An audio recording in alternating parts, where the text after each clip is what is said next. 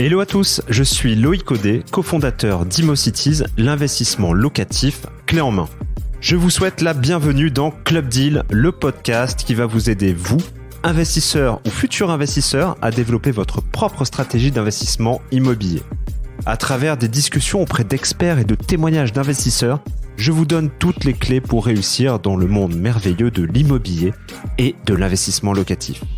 Mindset, financement, recherche de biens rentables, travaux, ameublement et gestion locative n'auront plus aucun secret pour vous. Si vous souhaitez discuter immobilier ou de tout autre sujet, je vous donne rendez-vous sur LinkedIn. Bien entendu, toutes vos questions sont les bienvenues et c'est avec grand plaisir que je tâcherai d'y répondre. Salut Alex, merci de me rejoindre sur Club Deal. Alors aujourd'hui, on va parler d'investissement, mais pourquoi pas investir différemment d'ailleurs, puisque on peut investir dans des appartements, on peut investir dans des locaux commerciaux pour faire du Airbnb par exemple. On peut investir en colocation, en co-living, on l'a vu avec François Rode de Colonise. Mais on peut investir aussi sur des parkings. Alors je sais, ça paraît pas très sexy comme ça, mais Alexandre va nous en parler. Et d'ailleurs, je te laisse te présenter rapidement. Salut Loïc, merci de me recevoir sur ton podcast. Je m'appelle Alexandre Lacharme, donc j'ai 34 ans et j'investis dans les places de parking, principalement à Paris, mais pas seulement, depuis 2013. Et je vais vous parler des places de parking. On va essayer de rendre un peu plus sexy l'idée des parkings, mais vous verrez que on peut faire plein de choses. Ok. Alors avant d'arriver au parking, donc pour présenter un peu ton parcours, est-ce que tu avais t'as pas de prédisposition au parking, mais est-ce que tu avais une prédisposition avec l'immobilier par exemple? Ou tu peux avoir une prédisposition au parking d'ailleurs, hein. Non, alors j'ai pas d'amour pour les parkings. Je trouve ça très laid, très moche.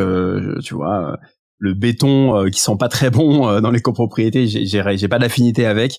L'immobilier, je dirais que ça m'est venu parce que j'avais pas de parents je voulais pas faire comme mes parents, enfin surtout ma mère, c'est-à-dire elle a jamais vraiment investi dans l'immobilier et c'est vrai que moi j'ai senti que c'était une faiblesse et un peu en réaction à ça, je me suis dit je veux pas me retrouver entre guillemets dans cette situation-là et je vais investir dans l'immobilier pour pas me retrouver en difficulté parce que c'est très important. Donc c'était vraiment par mesure de sécurité parce que j'ai pas envie de manquer de quoi que ce soit et je trouve que l'immobilier a un côté très rassurant et très pérenne et je préfère les actifs immobiliers qu'investir dans la bourse, même si aujourd'hui je commence à le faire.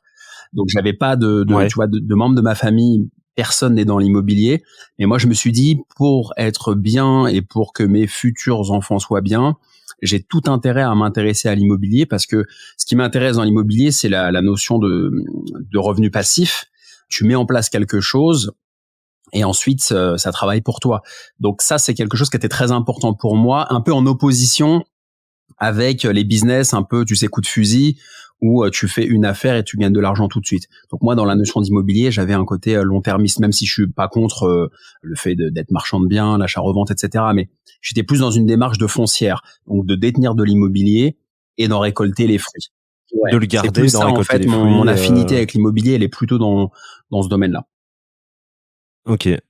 En activité principale, tu faisais ou tu fais quoi? C'est pas mon activité effectivement unique, l'immobilier. Je suis également responsable commercial sur le segment des particuliers, donc dans le B2C pour une très grosse société dans le sport qui est italienne, multinationale. Je m'occupe des clients particuliers qui ont des salles de sport chez eux, donc un certain pouvoir d'achat, on va dire, et beaucoup de place. Ouais, c'est très élitiste. J'ai beaucoup de clients qui sont je peux pas dire qui, bien sûr, mais qui ont des grosses startups, qui sont business angels, etc. Donc c'est très bon pour le réseau aussi, soit dit en passant. Donc ça, c'est mon activité, on va dire, de salarié. Et j'ai toujours eu des side business dans ma vie. Et l'immobilier, on peut pas dire que ce soit un side business, c'est vraiment un vrai business qui a son importance. Et j'investis parallèlement, donc tu vois, à mon activité de salarié depuis 2013. Et quand j'ai commencé à investir, j'étais en alternance, j'étais commercial en alternance. J'ai commencé à investir, donc j'ai toujours eu une double vie. Tu vois, la journée et puis le soir et le week-end sur mes projets à moi. Ok. Bah écoute, parfait. Et du coup, là tu viens de dire un truc qui est super intéressant. J'ai investi quand j'étais indirectement étudiant, enfin en alternance, donc salarié certes, mais étudiant en même temps. Et c'est vrai que pour faire le parallèle avec le parking, et j'en ai pas mal des jeunes notamment sur Insta qui ont 17, 18, enfin même j'en ai un qui a 17 ans.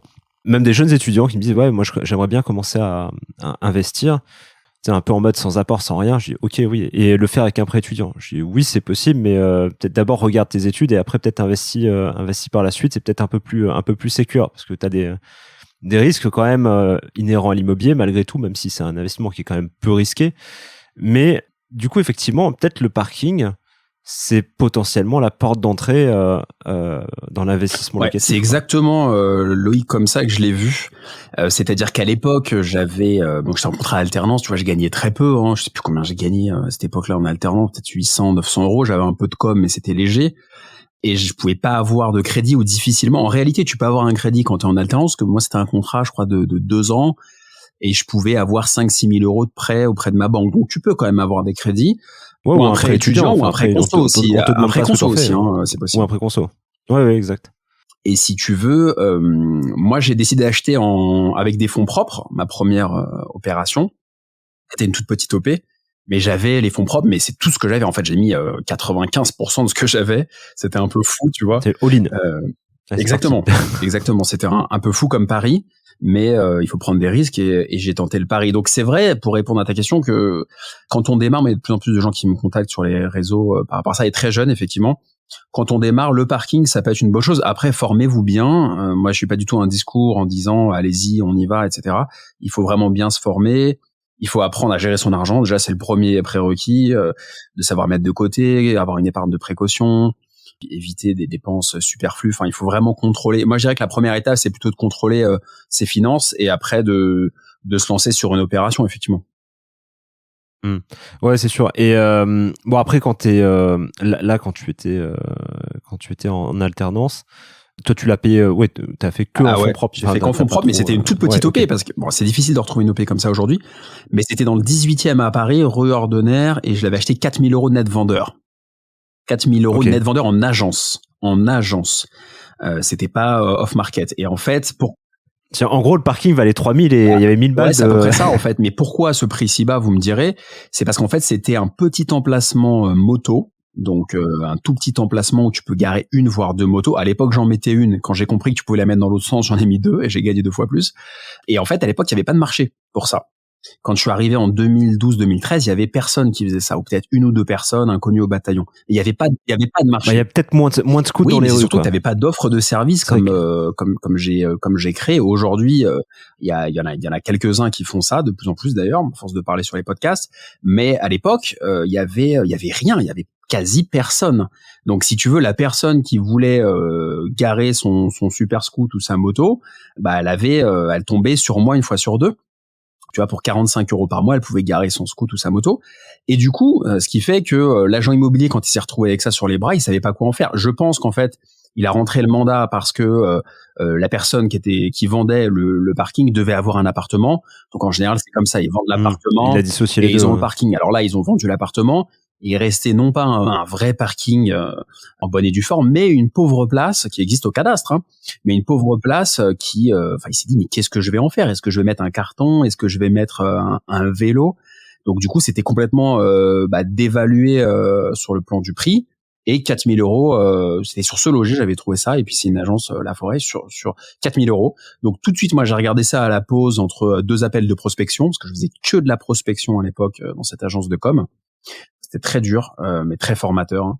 Donc entre 2 appels de prospection, les manches retroussées, je me souviens, on téléphonait presque debout à l'époque. C'était vraiment comme dans un film. Et je me suis dit ok, c'était c'était Loup de Wall Street, sauf qu'on gagnait 800 euros par mois.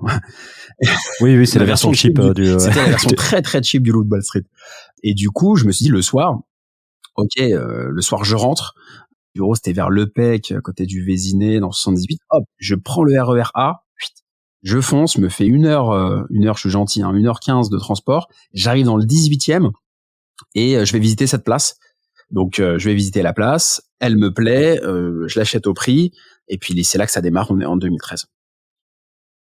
Ouais, du coup, ça me fait penser, il y a des fois, moi, je voyais à l'époque quand je regardais, je me suis intéressé à la question des parkings. J'avais jamais acheté, Mais je m'étais intéressé à ça. Effectivement, je voyais les places. Alors, les vendeurs, ils essayaient de vendre ça, place, smart. Ouais. Donc, effectivement, en fait, quand tu te dis, c'est pas facile de louer, de trouver le gars qui va avoir une smart et qui va rentrer dans le trou. C'est en gros une place qui est pas facile, mais effectivement, quand tu penses moto, tu peux rentrer deux, quoi.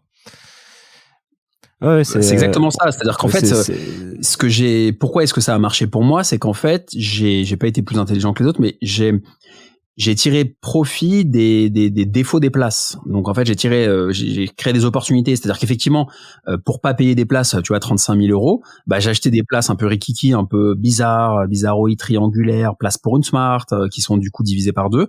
Moi, je disais rien. Donc je disais ok, bah je vous l'achète 10, 15 000, 20 000, même je négociais. Et puis après, moi, je le louais à plusieurs d'euros. Du coup, ça devenait même plus rentable qu'avec une voiture. Donc, en fait, l'immobilier, c'est de la créativité. Hein. Toi, tu le vois aussi. Mais la créativité, on peut l'avoir aussi dans les parkings, alors qu'a priori, le parking, il n'y a rien de plus glauque, tu vois. Ouais, non, c'est sûr. Et puis, tiens, ce qui doit t'intéresser aussi, c'est les places en enfilade, là, qui j'en ai acheté des places en enfilade. Tu gardes deux voitures cul à cul, et en réalité, c'est vrai que tu la payes pas deux fois plus cher, ta place. En fait, tu la payes pas deux fois plus cher, et en plus de ça, les vendeurs qui ont pas réfléchi à la question des deux roues, en général, ils n'arrivent pas à la vendre. Parce que fatalement, ils la mettent un petit peu plus cher, et fatalement, ils essaient de la vendre à une famille. Il faut que la famille déjà ait deux voitures à Paris. Il y a un tiers seulement des Parisiens aujourd'hui qui ont une voiture. Donc, il faut déjà trouver la famille Paris Intramuros qui a deux voitures. Et d'autre part, s'ils le vendent à un investisseur, que l'investisseur veut louer à deux voitures, c'est impossible parce que comment ils vont faire ces deux personnes différentes pour sortir la voiture, etc. C'est infaisable.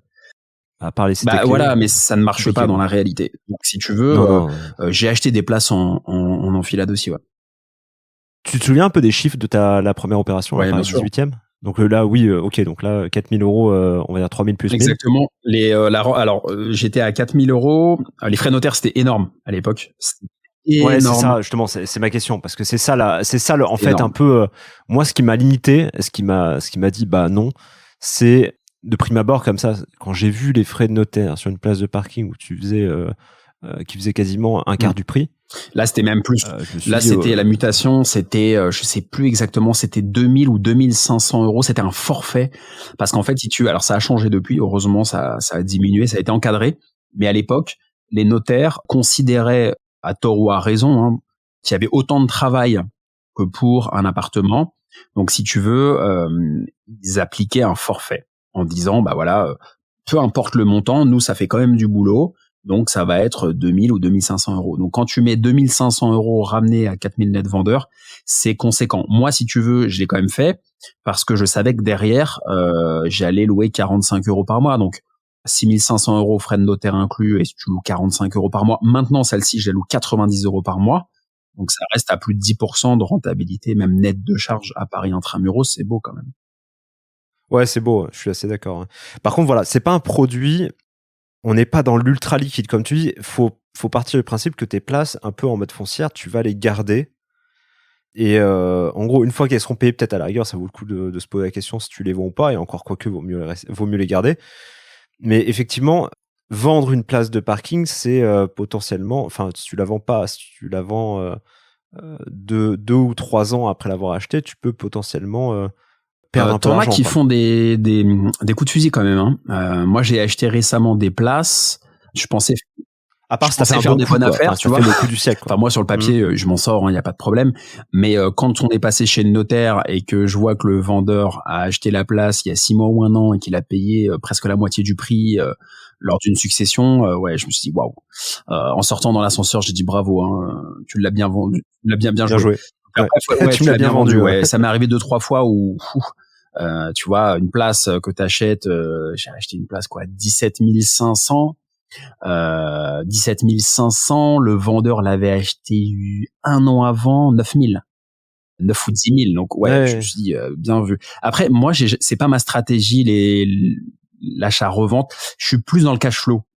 Moi, mon but, c'est un but, en fait, de cash flow en me disant, tiens, aujourd'hui, je vais faire du cash flow. À un moment, ça va dépasser mon revenu de salarié. Et je pourrais arrêter d'échanger mon temps contre de l'argent. Je pourrais faire le boulot que je veux salarié, mais pour les bonnes raisons, tu vois, pas dans un but d'argent. Et puis en même temps, je garde mon boulot de salarié parce que forcément, l'effet de levier du crédit qu'apporte le CDI, c'est sympa, quoi. Donc moi, j'avais toute une stratégie en me disant, je vais être salarié pour pouvoir avoir un CDI auprès des banques, lever de la dette, faire du crédit, et en même temps, je vais faire du cash flow. Donc voilà. Il y a quand même, bon, alors quand tu te lances, c'est cool et tout, tu vois, c'est ta première expérience. Après, quand tu essayes de scaler un peu, il y a quand même un côté qui peut être un peu chiant dans la mesure où, si tu veux lever de la dette, donc prendre un crédit, c'est-à-dire qu'à chaque fois, tu es obligé de présenter ton dossier. Non. Tu sais, tu vois, Non, parce qu'en fait, non, les banques comment tu comprennent te pas. débrouilles Moi, là-dessus? pendant longtemps, ils me regardaient un peu de travers, quoi, parce qu'ils comprenaient rien à mon activité. Déjà, les parkings, c'était hors de leur champ de vision. Alors, en plus, les colocations de parking, je te raconte pas. Quand il fallait envoyer 40 baux de location à ma conseillère qui prend pas les transferts pour des raisons de sécurité, que j'étais obligé d'envoyer 15 mails, souvent, elle me répondait même plus. Donc, en fait, quand tu achètes en propre, parce que maintenant, j'achète en SCI LIS, En mais société, hein. quand j'ai Mhm. acheté en propre, c'est pas compliqué. En fait, ils vont regarder ton taux d'endettement. Et si t'es bon, ils vont pouvoir te prêter. Moi, ils m'ont prêté assez facilement. Franchement, j'ai pu faire plusieurs lignes de crédit, 4, 5, 6 lignes de crédit avec les banques en propre, hein, je parle, sans trop de difficultés, sur la plus longue durée possible, donc 20 ans ou 25 ans si vous y arrivez.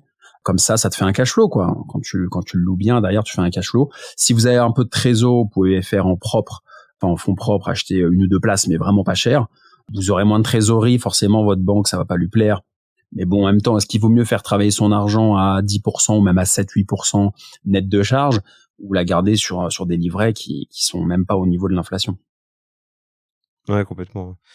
Et ouais, je suis assez d'accord. Et on arrive à se faire financer sur 25 ans, enfin 20 ans, 25 Ouais, ans. bien sûr. Comment tu te présentes à la banque pour se faire financer sur 25 ans? Parce que, à mon avis, tu arrives avec un espèce de un BP, quoi, un Franchement, ouais, business plan, en disant, moi voilà, j'arrivais ma avec un place. petit BP qui était assez light. Après, c'était des crédits immobiliers, hein.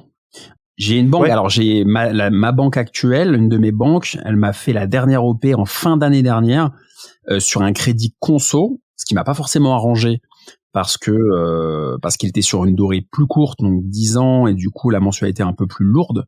Donc en fait, il y a plusieurs choses. Il y a des banques, ça les saoule un peu entre guillemets la place de parking. Ils se disent, je vais pas m'emmerder à monter un crédit conso, l'assurance du prêt, etc. Donc je vais, monter un crédit immobilier, c'est un peu complexe. On va faire un crédit conso. Et il y a des banques qui, quand tu expliques bien ton projet, hein, faut faire des rendez-vous physiques quand on peut, qui vont te faire ça en crédit IMO. Donc moi, si tu veux, j'avais acheté ma résidence principale et puis après j'ai fait des crédits IMO à peu près aux mêmes conditions, au même taux pour mes places de parking. Donc ça peut très bien rentrer en crédit IMO. C'est mieux d'ailleurs que ce soit en crédit IMO qu'en crédit conso parce que vous allez étaler la durée et faire un peu plus de cash flow. ouais, complètement. Ouais.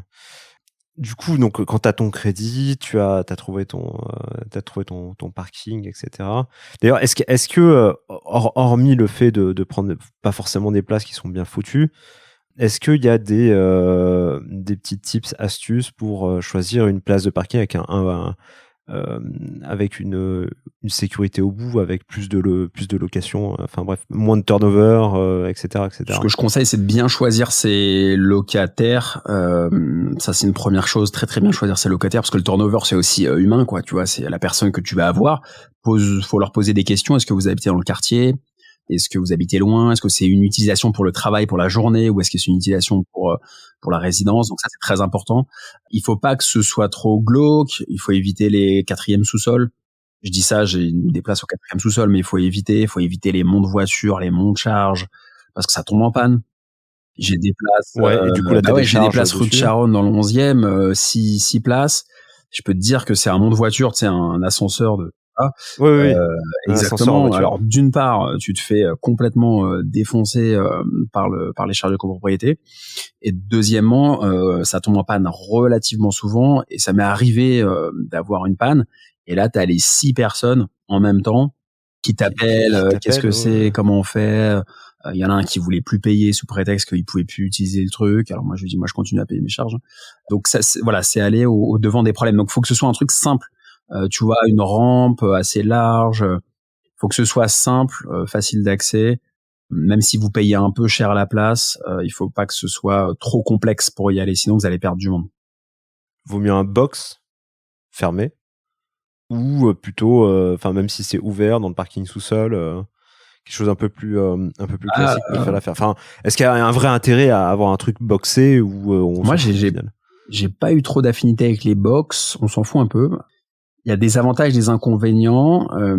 Les box, t'as une porte, donc tu peux potentiellement, ça peut rassurer en fait tes locataires. Par contre, tu vas payer un peu plus cher la place. Tu vas avoir un peu plus d'entretien parce que la porte peut se casser plus régulièrement si tu as plusieurs locataires. C'est pas indispensable d'avoir un box. Après, dans les box, t'en as qui peuvent ranger des petites affaires. Donc ça, c'est un plus si tu veux, s'ils veulent. On n'a pas le droit de faire du stockage officiellement parce qu'on peut pas changer la vocation en fait de l'emplacement, mais on peut poser des affaires, etc. Moi, ça a pas été ma stratégie les box. Mais ça tout dépend. Faut faire un tableau de renta en fait. Faut regarder quel est le montant du loyer annuel divisé par en disant que par tes dépenses, en disant que ta porte potentiellement une fois tous les 10 ans. Enfin, peut-être va falloir la changer parce qu'elle va être à force de fonctionner. C'est surtout l'emplacement. Tu vois, c'est surtout l'emplacement qu'il faut bien choisir. Un emplacement où tu peux pas te garer. Tu vois, typiquement.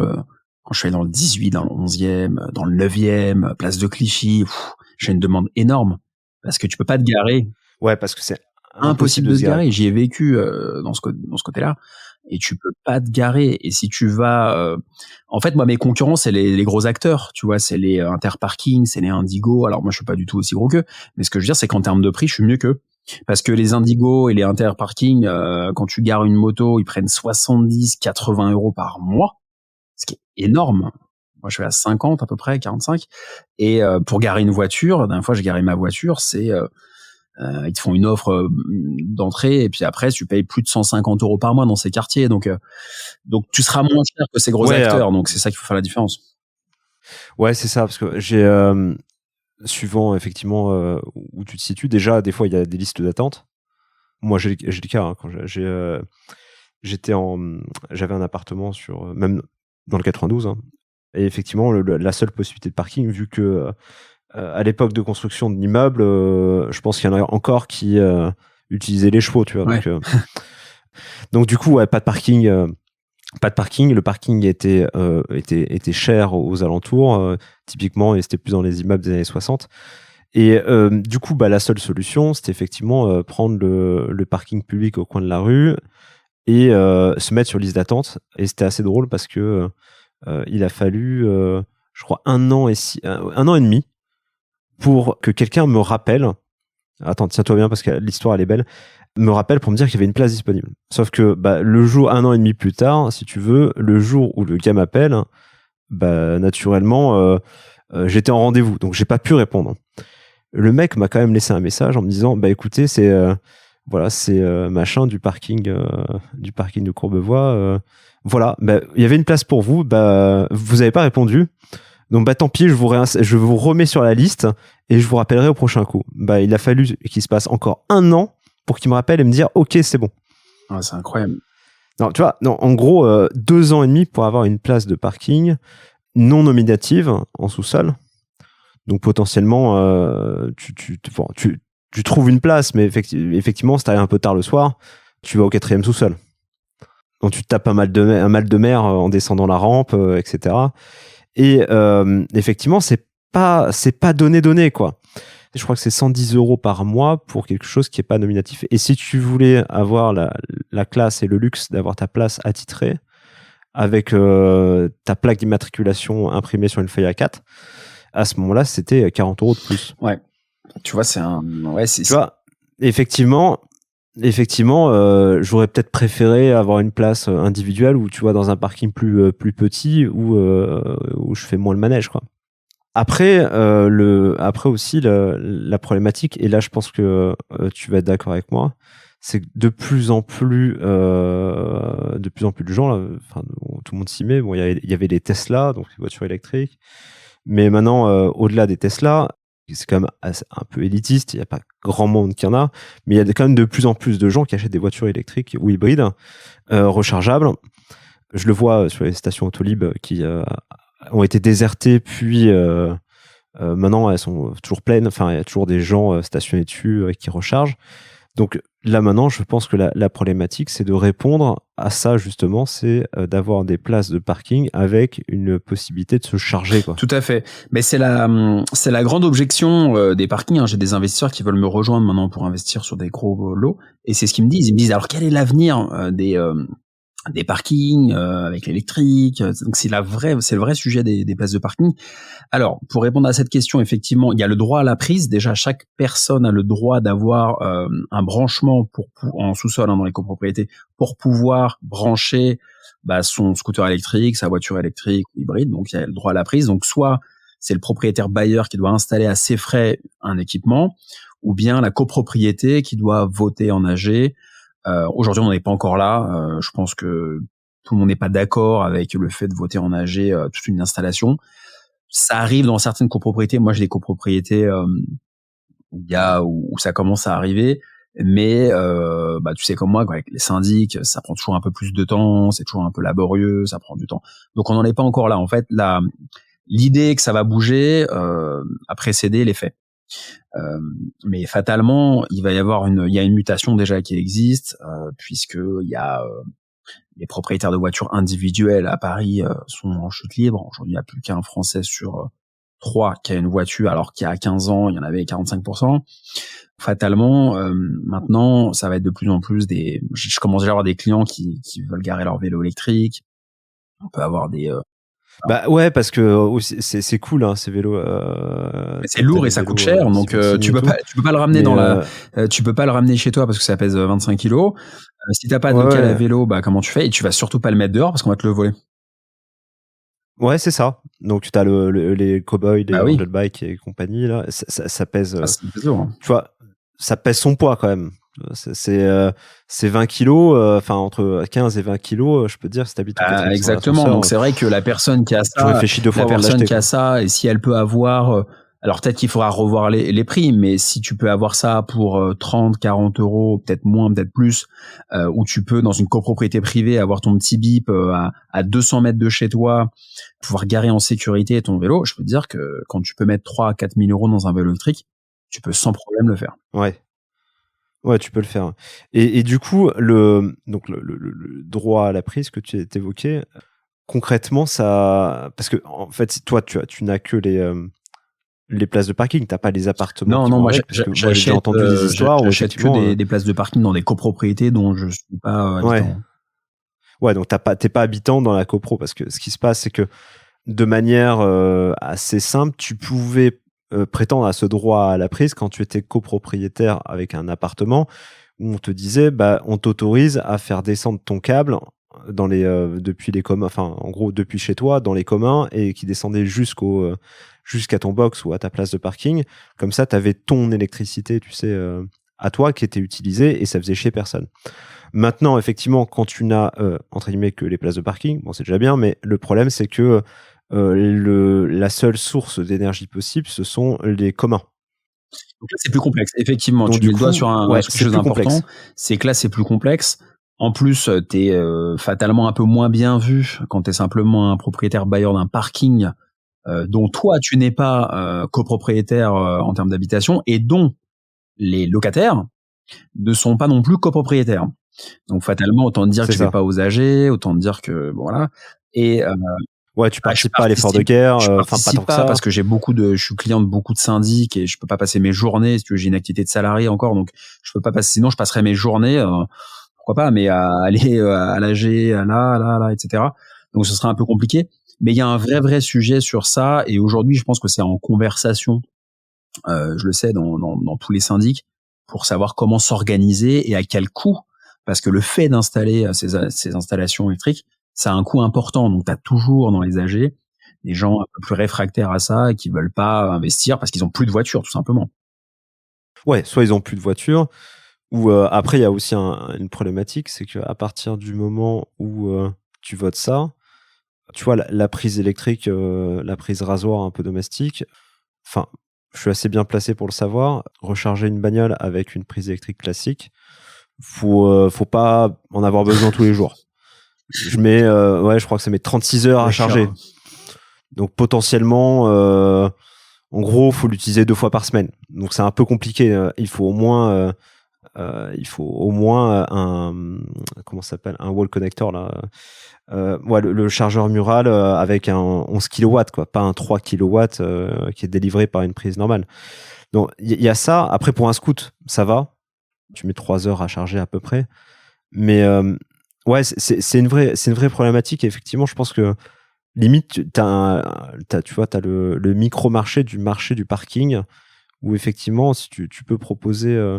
D'ailleurs, t'en as des places électriques, enfin, où clairement, tu mets à disposition des prises. Ouais, ou, j'en ai effectivement. Ouais. Sur le rue de Sèvres, j'ai ça dans le 6e à Paris. Rue de Sèvres.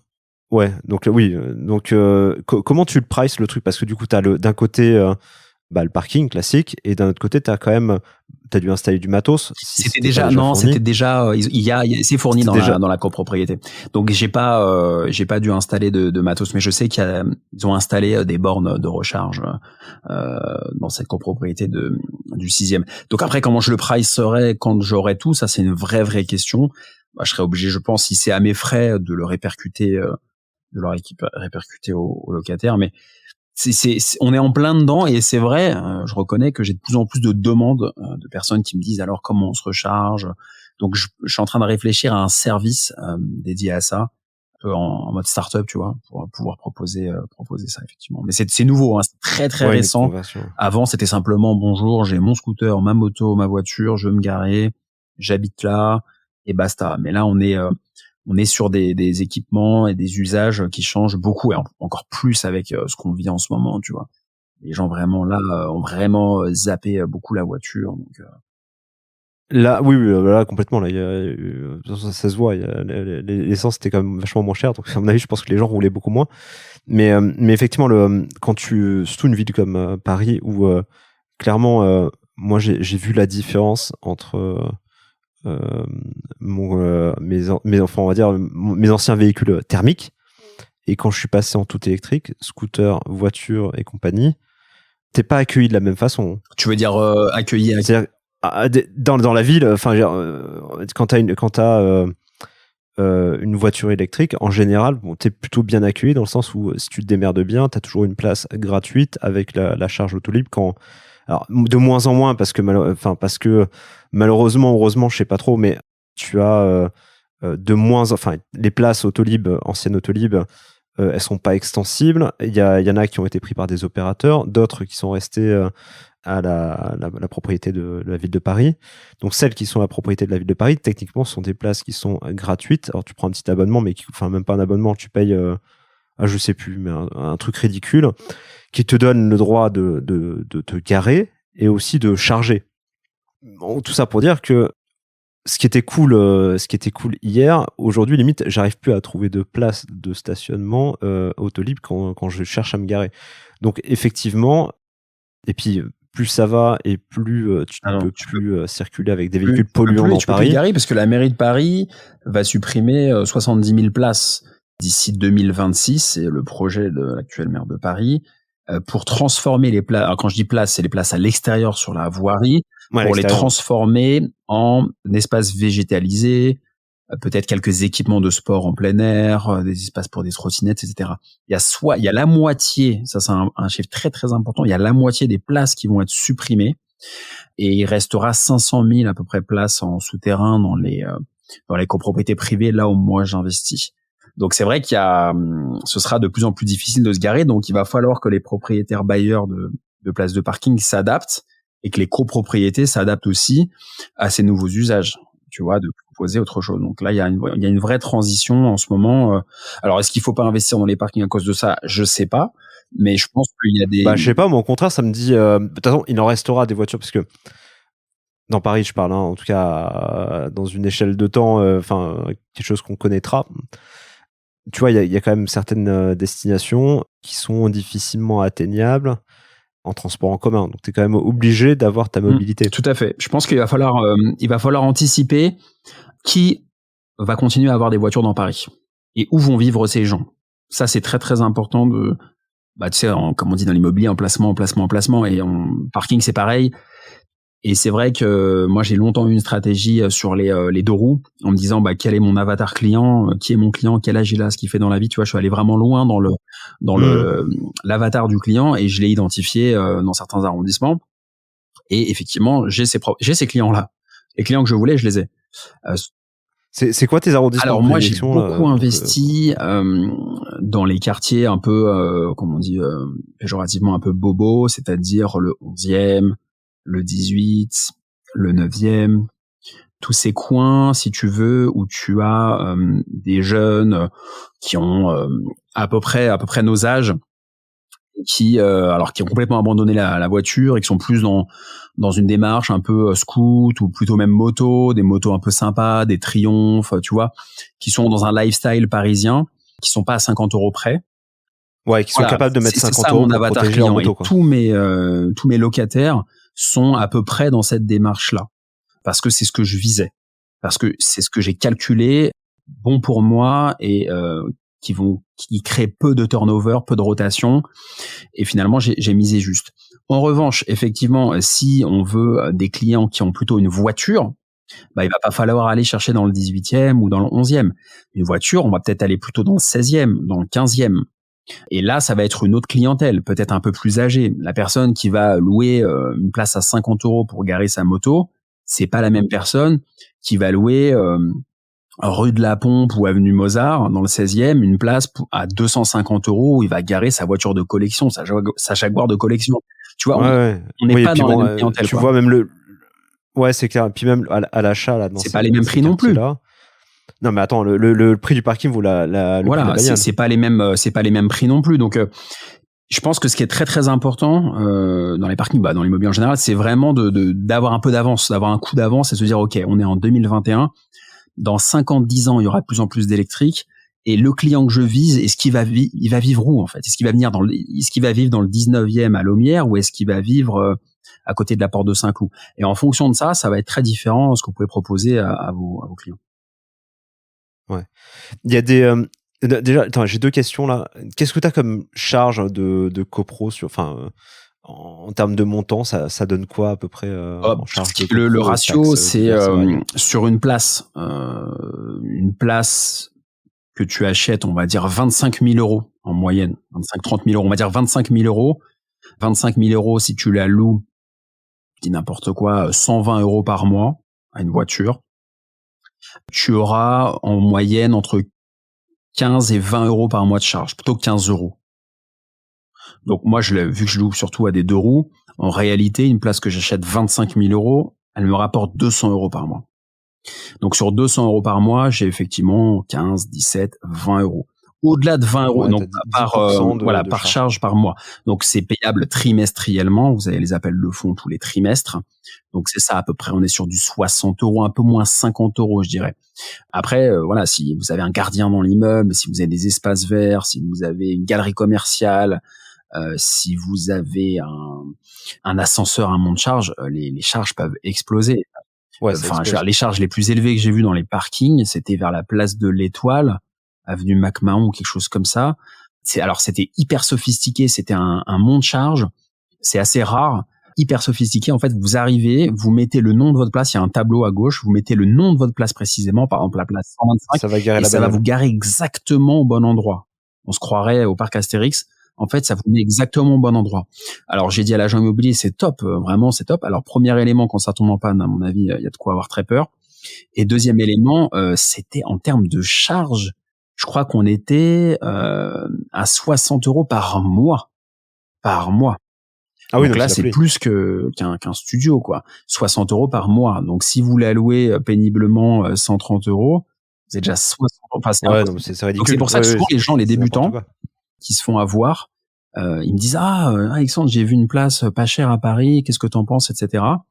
Et en fait, elle est pas chère parce que les charges sont élevées. Donc souvent, quand la place est dévaluée, d'un point de vue de l'achat, c'est que les charges il y a un loup en fait, il y a toujours un loup et il faut bien creuser, quoi.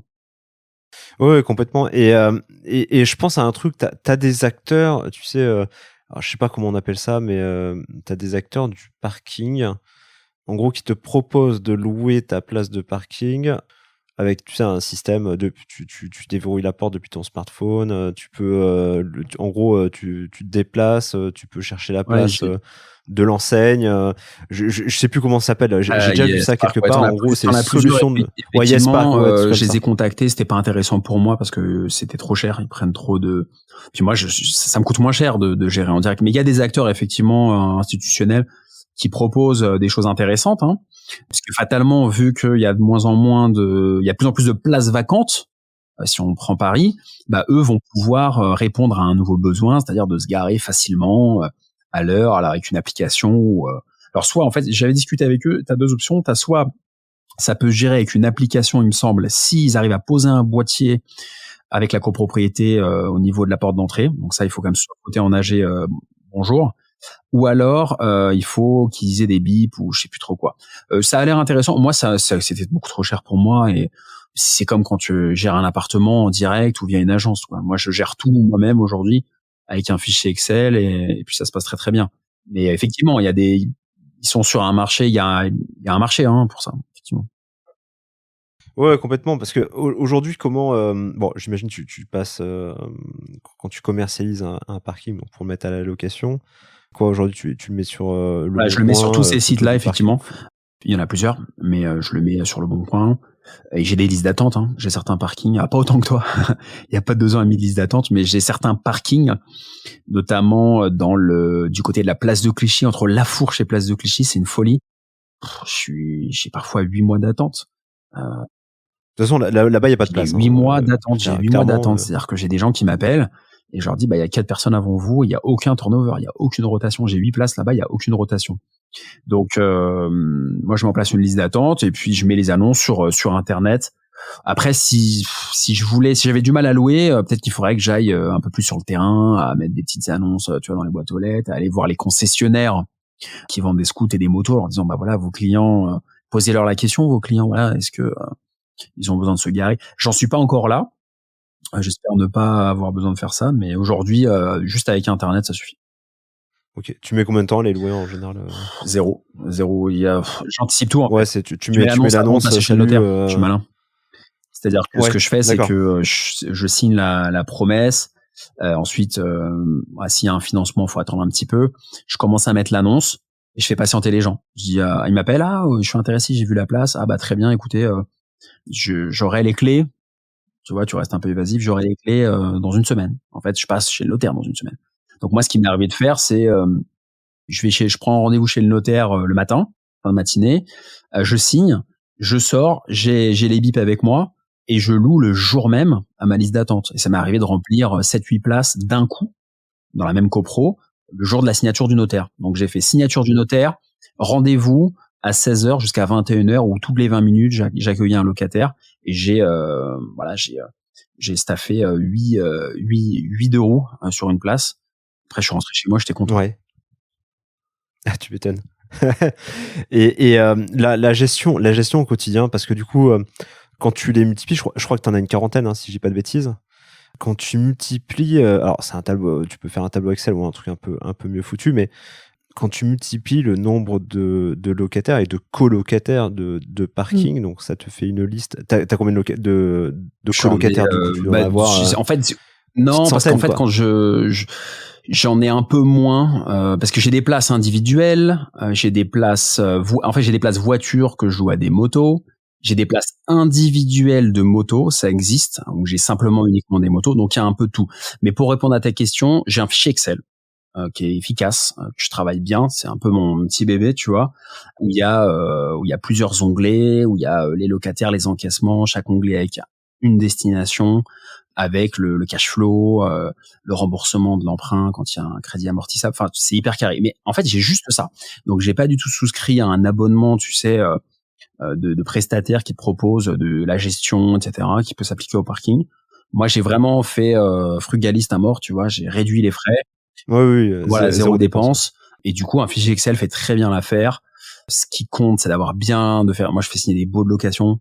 C'est facultatif, hein, dans le parking. Ouais, Je fais mais des c'est important. baux, je demande la carte d'identité, je demande ce que fait la personne dans la vie. Bien sûr, je demande pas fiche de paye hein, pour un parking, ça va de soi. Mais en fait, je suis hyper méfiant hyper méfiant, hyper vigilant sur la personne que j'ai en face. Autant que si je jouais un 50 mètres carrés dans le 15e, tu vois. Je vais vraiment dire bonjour, ok, très bien. Je vais m'intéresser à la personne, tu vois. Je veux dire, c'est hyper important ça. Je veux dire, bah voilà, qu'est-ce que c'est comme scooter, comme moto. Si elle te dit un truc que t'aimes bien, tu vois, ah, c'est sympa, je connais pas, d'accord. Enfin, tu vois, il faut vraiment se montrer très curieux. Ouais, même si c'est pas, même s'il y a pas d'expérience de vie, C'est ça hyper reste quand même des important. humains en C'est face, hyper quoi. important parce que sinon, le problème, c'est que là, tu peux avoir un mauvais payeur.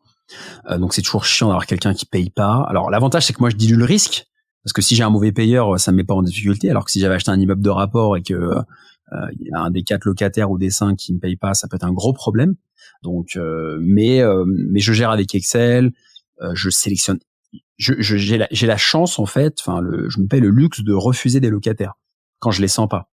Alors voilà, la personne qui arrive. De toute façon, si tu veux avoir beaucoup de parking, si on prend le tout venant.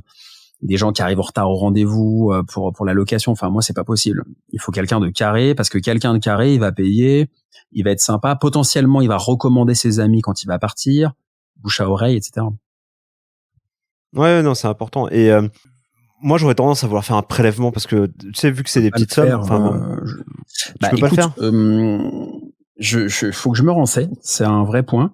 J'ai pas d'impayé, tu vois. Je touche du bois. Ouais. Non, parce que rien que de pointer, enfin, ça me prend du temps. Quand je pointe, oh putain. quand je Ouais, non, mais pointe, c'est ça la folie, c'est ça me que prend du temps.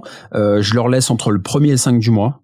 Et puis les 6, je passe des coups de fil ou j'envoie des SMS. En général, j'ai un SMS tout prêt, j'envoie des SMS gentils.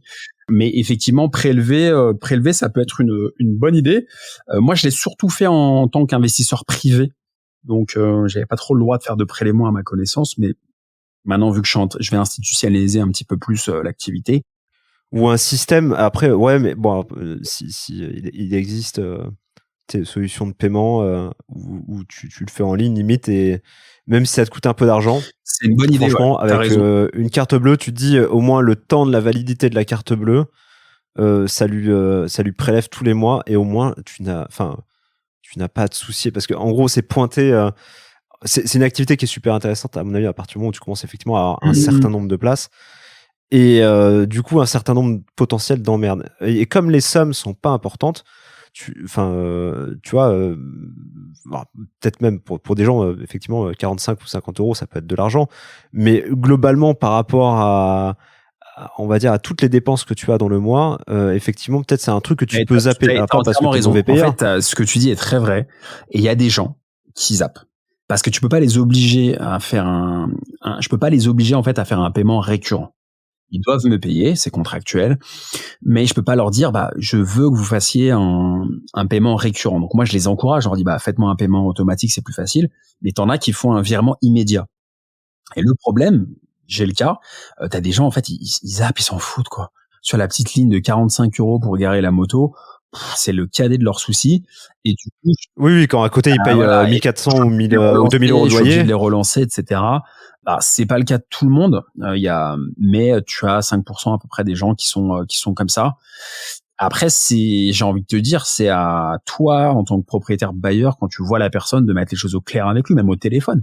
Tu dis, voilà, moi aujourd'hui, j'ai besoin de savoir où vous habitez, j'ai besoin d'un paiement récurrent, et en contrepartie, je serai réactif sur WhatsApp si vous avez un problème. Le jour où vous partez, m'envoyez pas un recommandé accusé de réception, un simple SMS, un mail, ça suffira. Après, moi, tu vois, au départ, je suis commercial, donc j'ai la notion de tu donnes et il y a une contrepartie, donc ça se passe bien. Mais vraiment, en sélectionnant bien son locataire à l'entrée, ça peut éviter des galères de retard de paiement, etc. Enfin, tous ceux qui ont fait des retards de paiement, je les sentais pas.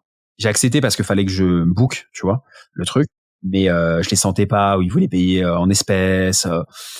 Je les sentais pas. Ouais, c'est ça, de payer en espèces ou le mec un peu à l'ancienne qui paye paiement en espèces, chèque. faut pas faire. Vraiment, paiement en espèces, faut vraiment pas. C'est tentant, je sais, mais il faut vraiment pas faire parce que c'est trop chronophage déjà pour aller recouvrer l'argent. Et puis en plus de ça, ça renvoie une très très mauvaise image. Quelqu'un qui arrive qui veut te payer qu'au blague comme ça. C'est peut-être quelqu'un qui a pas une activité déclarée, tu vois, faut pas faire. En général, ça cache des choses, donc faites les choses carrées, hop, mais surtout pas en espèces. Ok. Alors là, je parle quand ça se passe très mal. Enfin,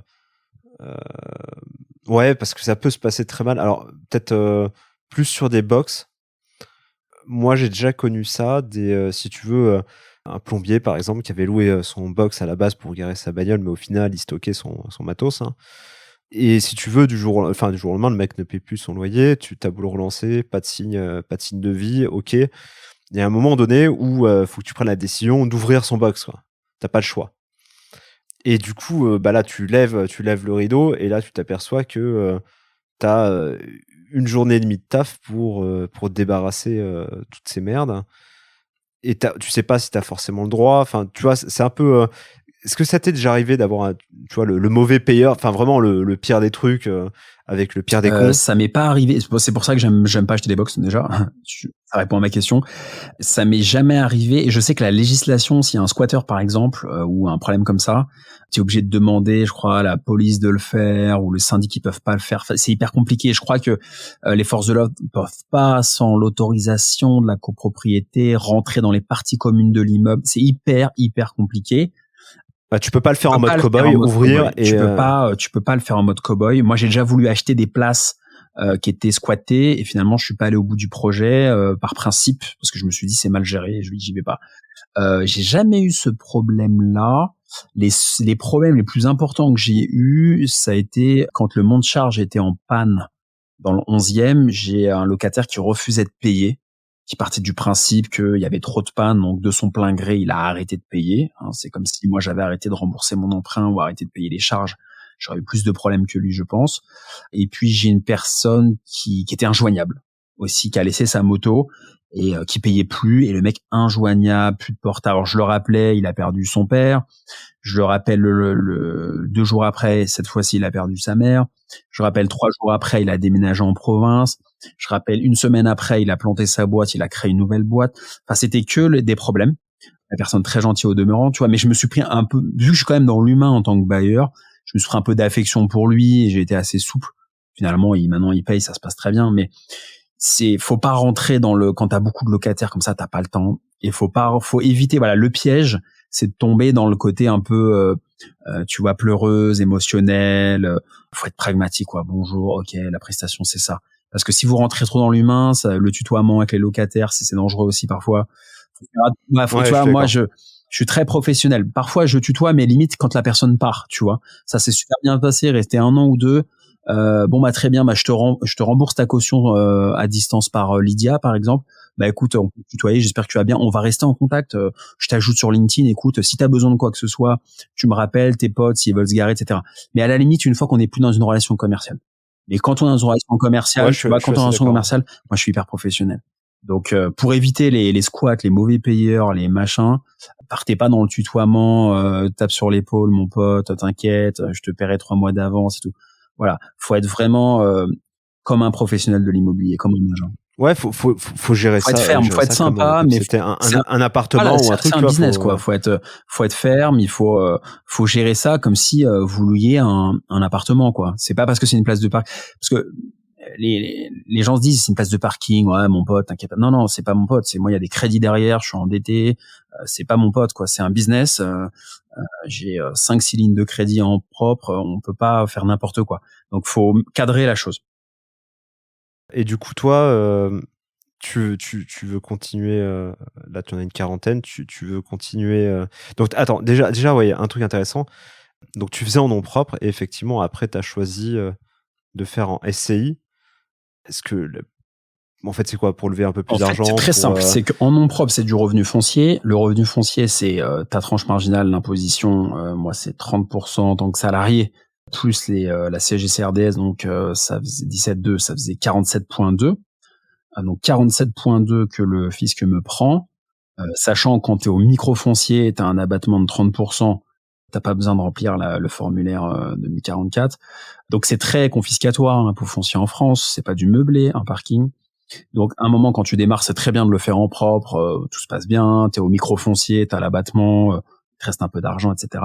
Mais ouais, parce que effectivement, quand tu as 10 points de renta, exactement, quand même, il te reste un peu de gras, comme on dit, donc tu peux quand même encore gagner de l'argent. Ouais. J'aurais pu m'arrêter là. J'aurais très bien pu. À un moment, je me suis posé la Bien question. sûr. Je me suis dit, voilà, est-ce que je reste salarié, tranquille? J'ai un petit fonds de roulement, j'ai un petit bas de laine où je me fais plaisir, je me paye des belles vacances. Je peux m'acheter des montres, des fringues, etc. C'est sympa, c'est une petite prime qui tombe tous les mois. Ou est-ce que je veux passer la seconde? Moi, j'ai fait le choix de passer la seconde. Donc, pour passer la seconde, faut passer en société pour pouvoir fiscalement. D'ailleurs, la SCI, c'est pas le seul intérêt. Je pourrais rentrer très dans le détail dans la fiscalité, j'ai tout étudié, mais la SCI, l'avantage, la SCI, donc soit tu l'as à l'impôt sur le revenu, donc c'est une SCI transparente, ou à l'impôt sur les sociétés, c'est une SCI opaque. La SCI, quand tu fais moins de 38 120 euros de bénéfices par an avec tes parkings, tu as le taux réduit de 15% d'imposition. Tu es à l'IS à 15. Donc, tu vois, si on passe de 47,2 à 15, il y a un monde. À 15, il y Il a y a un gap. En ouais, revanche, d'accord. quand c'est 47,2, ce qui te reste, c'est à toi. C'est en tant qu'Alexandre. Quand tu es en société, bah, c'est dans la société. Donc, soit tu veux ressortir ces dividendes en fin d'année, donc tu as 30% d'impôt de flat tax, ou soit tu peux le réinvestir. Donc, si tu réinvestis, soit tu sors cet argent-là, donc tu paies 30% et tu rachètes une nouvelle place en SCI, ou soit tu fais un montage en holding, régime Murphy, tu fais remonter les bénéfices avec un frottement fiscal de 5% uniquement et tu peux redescendre l'argent en faisant circuler la trésorerie vers une autre SCI. Donc ça, c'est un peu complexe, hein. J'ai fait ça avec un fiscaliste. Là, on rentre vraiment dans la complexité. Mais pour en revenir à ta question, j'ai fait en SCI pour pouvoir décorréler en fait mon imposition en tant que particulier de l'imposition parking, pour pouvoir le jour où j'aurai des enfants leur transmettre des parts sociales d'entreprise qui coûtent moins cher qu'un Oui, en oui. transmission, pas de notaire. Donc c'est pas de... vraiment là. surtout sur le parking d'ailleurs, parce qu'on a vu que le parking, effectivement, en notaire, ça. Exactement. En fait, c'est ça douille un peu. Non, effectivement, le fait de le faire en société, en société, ça prend tout son sens. Après, une société, monter une société, si vous gagnez 50 euros par mois avec un parking. Ouais, c'est ridicule. C'est ridicule parce que ça va être de la paperasse, ça va être un compte en banque pro, ça coûte de l'argent, même si maintenant avec les nouveaux acteurs, les néobanques dont je fais partie, c'est pas cher, mais quand même, bon, c'est un peu plus de gestion, etc. Alors si à côté vous êtes salarié, c'est une usine à gaz. Mais du coup, voilà, maintenant j'ai pour aller plus fort, je suis passé en société et là j'ai créé je suis en train de finaliser la holding pour pouvoir justement faire circuler toute la trésorerie, etc. Et proposer d'autres services aussi, tu vois, diversifier les investissements dans le crowdfunding immobilier. Tu vois, je fais ça en ce moment. Crowdfunding immobilier. Tu connais peut-être Iwimo, peut-être? Je les connais pas encore. Il y a d'autres acteurs que je connais. Il y a Naxago. Oui, il y a Naxago. Ouais. Je suis au tout début là. Je t'avoue, en fait, j'ai voulu diversifier parce que ma banque m'a dit vous avez trop d'actifs immobiliers, diversifiez-vous. Et puis même moi, tu vois, en cas de retournement, faut être humble, hein, en cas de retournement, tout peut arriver. Donc là, je suis vraiment dans une stratégie de diversification. L'immobilier, c'est mon truc. Donc si tu veux, il y a le crowdfunding immobilier, les parts de SCPI aussi. Même si en ce moment, bon, je te donnerai une bonne adresse. On en discutera en off, mais je suis sûr que tu es bien meilleur que moi dans tous ces domaines-là où moi je suis vraiment hyper débutant. Et mais voilà, crowdfunding, part de SCPI, et puis après peut-être prendre des participations dans des toutes petites startups qui se créent dans le domaine de la mobilité, des parkings, etc. Ça m'intéresserait. Écoute, on a réussi à tenir 1 heure sur le sujet des parkings. Tu vois, c'est pas si peu sexy que ça. Bon, en tout cas, non, mais c'est cool. En gros, ce qu'il faut retenir, c'est qu'effectivement, si on veut se lancer dans l'immobilier, on va dire, faire les coups d'essai, le parking en nom propre, ça peut être une solution. Ça se finance assez facilement. Au pire, même avec un crédit conso, dans le pire des cas. C'est facile de gestion. Au début, c'est simple. Faites un contrat quand même de location. C'est quand même, au final, c'est quand même plus sûr. Effectivement, on a vu plutôt les box au final, c'est peut-être la fausse bonne idée. Ça peut être, on pense qu'on aura plus cher, mais effectivement, selon moi. Ouais, on pense qu'on pourra louer plus cher. Au final, il peut y avoir plus de squats, de ça. Ils peuvent changer la serrure. Je conseillerais pas forcément un box dans un premier temps, quoi. Mais c'est vrai que l'immobilier, le parking, c'est super pour se faire la main, comme tu le dis, plutôt que, tu vois, parfois tu entends parler d'investisseurs qui sont complètement débutants et qui se mettent à vouloir acheter un immeuble de rapport à 500 km de chez eux. Waouh. Tu vois? Ouais, grave. Non, je suis assez d'accord. Bon, écoute, Merci pour ces super infos. Si on veut te contacter, te parler, vous pouvez me contacter. Alors, j'ai plus de formation sur les parkings. Peut-être que j'en referai une à force de discuter sur les podcasts. Je peux aussi former, coacher en one-to-one. Ça, j'aime bien. Des investisseurs qui veulent investir dans les parkings. Ça, c'est aussi faisable. Et sinon, vous pouvez me retrouver donc sur Instagram, Facebook, LinkedIn, YouTube aussi.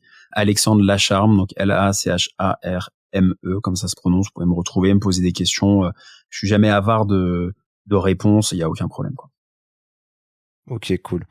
Alors, la dernière question que j'ai bien posée et que je vais te poser, maintenant que tu es passé sur Club Deal, est-ce que tu aimerais entendre quelqu'un que tu connais qui pourrait nous donner des bons conseils en matière d'immobilier, de fiscal, alors, on a fait les parkings. Alors, peut-être il y a d'autres. On peut faire les caves maintenant, si tu veux. Les caves, je connais personne. Alors, je dis ça comme ça. Il faut que je réfléchisse. Là, j'ai rien qui me vient tout de suite en tête. Il faut que je réfléchisse. Quelqu'un que je pourrais recommander pour passer dans ton podcast. Ouais, c'est la question qui tue. C'est la question qui tue. Tu vois, j'aurais dû me préparer à cette question. Mais non, c'est mieux. Ouais, tu vois, j'ai préféré vraiment y aller en impro. J'ai personne, mais je vais y réfléchir. T'aimerais une thématique en particulier ou? Non, super ouvert. Tu vois, j'avais fait un podcast avec Virginie Perret de Couloc, qui connaissait François Rode de Colonis, par exemple. Donc, ça m'a permis d'avoir la chance d'interviewer François. C'est un super podcast. Et voilà, il y en a plein d'autres comme ça. Donc ça, c'est une question que j'aime bien poser. Bon, après, écoute, si t'as pas la réponse tout de suite, c'est pas grave. Tu feras partie de ceux qui n'ont pas réussi à répondre. Il y en a très peu. Il y en a qui n'ont pas réussi à répondre aussi ou pas? Shame. Franchement, non. Non, je vais trouver quelqu'un. Je vais trouver quelqu'un de confiance, très très important, tu vois. Je suis sûr que ça se passera bien. Mais je trouverai quelqu'un dans l'immobilier. Je connais du monde. Mais t'as eu des agents immobiliers? Oui, j'ai eu des agents immobiliers, des banquiers, notaires. C'était en préparation, mais j'en ai toujours pas eu. Donc ça peut être effectivement un bon plan. Écoute, on va réfléchir à tout ça. Bah ok, ça marche. Bah écoute, on le mettra en description de l'épisode en tout cas. Bon, bah Alexandre, en tout cas, je te remercie infiniment. C'est super intéressant et puis peut-être ça inspirera des auditeurs de Club Deal. En tout cas, merci beaucoup et puis je te dis à très bientôt. Merci Loïc, à très bientôt. Bravo, vous avez écouté l'épisode jusqu'au bout. Si son contenu vous a plu, n'hésitez pas à noter, commenter et partager le podcast Club Deal à au moins 3 de vos connaissances. C'est grâce à votre soutien, à votre fidélité, bref, grâce à vous, que Club Deal prend autant d'ampleur et pour cela, je tenais à vous remercier du fond du cœur. Si l'idée d'investir dans l'immobilier vous plaît, mais que vous n'avez pas le temps ou tout simplement si vous avez peur de vous lancer, n'hésitez pas à sauter le pas et contacter ImmoCities. ImmoCities, c'est la solution d'investissement locatif clé en main qui vous permettra de dormir sur vos 2 oreilles. Recherche de biens rentables, conception, travaux, mise en location, toute la team ImmoCities saura vous accompagner dans toutes les étapes de votre projet et ce, dans les plus grandes villes de France. Il ne me reste plus qu'à vous souhaiter une excellente semaine pleine d'opportunités rentables et à très bientôt sur Club Deal.